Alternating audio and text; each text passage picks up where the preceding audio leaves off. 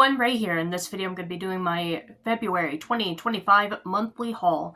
Now, I honestly thought I would get more titles in the month of February because there was a lot of titles that came out that I wanted for the collection, but I only bought 3 movies and 1 book. One of the reasons for that is because I already put a couple $100 into my cosplay because I'm going to be attending the Tampa Bay Comic-Con in August, and I needed to get my cosplay started, so started pouring some money into that. The costume should be finished in April, and whenever it's finished, I will do like a little unboxing video of the costume because I think it's a very interesting costume. It's the first costume that I'm doing an entire face mask on, so that's going to be interesting. And yeah, so you can look forward to that video. Now, with that out of the way, let's just get into my haul, and we will start with the book. Now, the book I picked up is No Exit by Taylor Adams. Now, I first found out about this book through a channel called Mr. Gigi, who was doing a book-to-movie comparison for the movie release that was a couple years ago, I think, actually, now. But the book sounded very interesting, so I went ahead and picked up the book. I stopped reading for a couple of days, so I still have, like, that much left of the book to read. But it's a very intense book that I actually find really, really good, and I highly recommend if you are a book reader. If you are interested in the synopsis, it's about this college student who's named Darby. She's going to go visit her mother and sister. Her mother has cancer and is on her deathbed. And while she's traveling to go see her dead mother, she gets snowed in on top of a mountain in the Colorado mountains. And she's forced to stop at this rest stop. And while she goes in, she finds out that there are 4 other people who are also snowed in on the mountain with her. So she spends some time getting to know these people, but then she's like, I need to call my mom and sister, tell them what's going on, but there's no cell phone signal, so she goes outside to try to get a cell phone signal just so that she can get a text message out. And while she's outside, she finds a little girl who's tied up, gagged, and stuffed into a dog kennel. And this dog kennel is in the back of one of the vehicles outside of the rest stop. So Darby has this big dilemma. Does she try to save this girl right now while she's snowed in, no exit? She's like literally stuck there with a kidnapper and 2 other innocent people. So she's like, should I try to save this girl right now? Risk the wrath of the kidnapper who could kill me, the girl, and the 2 people that are in the rest stop with me? Or should I wait for the snow plows to come through, clear out the snow, and then wait to call the police whenever I can get a signal? But Darby, being a good person, doesn't want to leave a little girl gagged and tied up in the back of a van. So, of course, she does what, somebody who's a decent person but isn't thinking properly would do in that moment. And she risks the wrath of the kidnapper and puts herself and everybody in the rest stop in danger while they're snowed in on a mountain with no escape and nowhere to go. So that's pretty much the setup for this book, and it is an incredible book. I can't wait to check out the movie, but I did hear that the movie is extremely different and not as good. But I will be checking it out regardless. Now on to the movies, and the first movie I picked up is a movie I've been wanting for the collection for quite a while now. This movie has been out of print for over a decade now.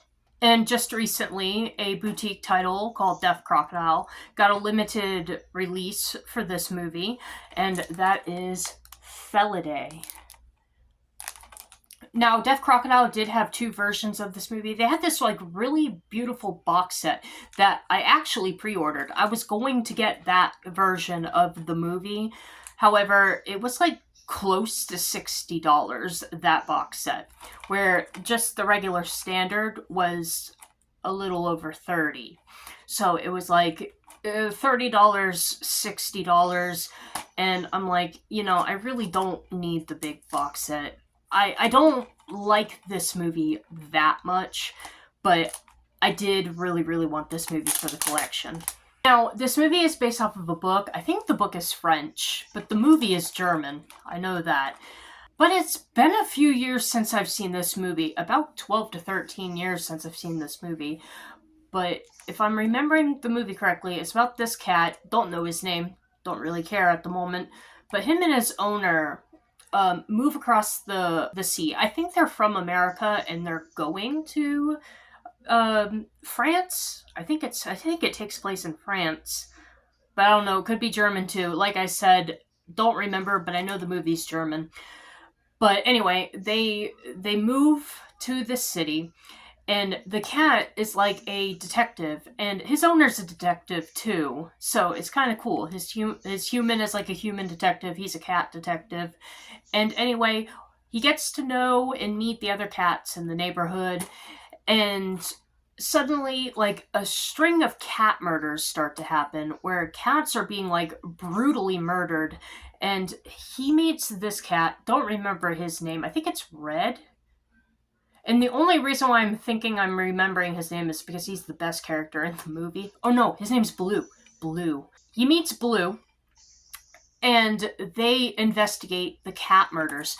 Now, this is a very weird movie, but it's weird because it has religious undertones in it. It's strange, but it's really good. It's really pretty, beautiful animation. I wouldn't necessarily recommend it to everyone because it's very graphic and brutal. So if you're not into graphic and brutal movies, you might want to skip to this, especially involving deaths of animals. But yeah, if you're interested in it, I do recommend it. I'm not sure how long they're gonna have the release for this because it did say it was a limited time release. But yeah, I think you can also. The first time I watched it on YouTube, but I'm not still sure if it's on YouTube.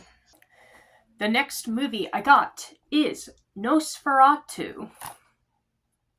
So this is the most recent remake of the old German silent film, Nosferatu. And basically, it's about this count who is a vampire. Well, the movie's not really about him, but he does play like a big major part in the movie. And his name is Orlok, Count Orlok. However, the movie is really, really about this like young couple, and the man who goes to see the Count to sell him a property is basically his role in the movie. He plays a major role later on, but the main character would be his fiance, the woman, is like spiritually connected to the Count. Well, I wouldn't say spiritually, it's more like supernatural. But the Count is like obsessed with her, and he's trying to seek her out. And while he seeks her out, he causes like untold horror, like releases a plague, the plague of Nosferatu. It's a very beautiful movie visually. This movie's very, very beautiful. Some of the horror elements were done very well in this movie too. It had a lot of creepy moments. So yeah, this was a really good movie, and probably the best telling of the story, because I liked this better than the original movie, and I also liked it better than that other one that was somewhere in between. There was a remake that was somewhere in between, but that movie was so forgettable, nobody even knows that movie exists anymore. So, yeah, this was a really good retelling of Nosferatu, and I really, really liked it. Okay, and the last movie I picked up is Smile 2. Yeah, so I just went ahead and bought this movie, but I found this copy cheaper than what I was seeing it for. I only paid $22 for this copy, when originally I was seeing it for like 27 plus. So yeah, I got it for a pretty good deal, which is good, it being 4K, because this did not get a DVD release in America. We only got the 4K in the DVD. But yeah, I picked it up, I watched it. It's really good. I like it. I like it almost as much as the first one. The thing about this movie is it expands a little bit on the trauma demon without undoing what the trauma demon was able to do in the first movie. Like, the demon still doesn't show up in cameras and things like that. It still keeps to the lore, and it doesn't do anything that contradicts the first movie. Consistency. I like that. But we do have this new character right here. Oh, for the love of me, I don't remember her name. Sky. Her name is Sky. She's this young singer who's growing in popularity, and the trauma demon latches onto her after she watches her friend kill himself in front of her. And when he kills himself, he smiles at her, which is how the demon passes on to somebody else. So she got the demon from her friend, and like before, the demon traumatizes her by using her trauma. And she has quite a bit of trauma. And of course, she is not somebody who is aware of the events that happened in the first movie, so it follows a story of where you kind of know what's going on, but the main character has no idea what's going on. And when she finally is told what's going on, she doesn't believe it, because who would? It's crazy. And I like what they did with the end of this movie. I won't spoil it, but they introduced so many new abilities to the demon without contradicting its abilities and the rules of the demon in the first movie. But it's like the demon is gradually becoming stronger, and with it, it's gaining new abilities. And the ending of this movie was so interesting. And see, I can't say anything without ruining what happens, but I'm so curious that if they make a third movie, how are they gonna do that? Because from what I understand, the demon can only latch on. It's a singular entity. There's not more than one. It's just a singular entity, and it only latches on to one person at a time. Now, if you've seen this movie, you know what I'm talking about at the end. That is going to be very, very, very interesting if they do a sequel because of what happened. So I'm curious. I'm curious to see if they make a third one and what they do with it and what the demon would be capable of in the third movie. But this movie, really good. I liked it just as much as the first one. It's still just as creepy. There's more jump scares in this one, though. You know me, I don't really like jump scares, but there are a few more jump scares in this movie, but still very, very well done jump scares, because it still has that element where it adds a lot of tension. It makes you feel uneasy and on edge, but then doesn't do anything with it. So there are still those moments in the movie, but this movie plays on the jump scares a little bit more. Still well done jump scares, but more jump scares, and I'm hoping they dial that back if they do a third movie, because what I liked about the first movie was it not having a lot of jump scares, but when the jump scares did happen, they were effectively done, you know. But yeah, this was enjoyable. I really liked this, and I do look forward to a sequel if they make it. Alright everyone, so that is everything that I picked up in February 2025. Now, I do have a couple of digital codes to give away for March, and that is Smile 2 and Nosferatu. So if you want to be a winner of one or multiple of these codes, all you have to do is be a subscriber to my channel, follow me on Instagram, look for the thumbnail of this video in my Instagram photos, ask to enter there. Alright everyone, have a wonderful night. Bye-bye.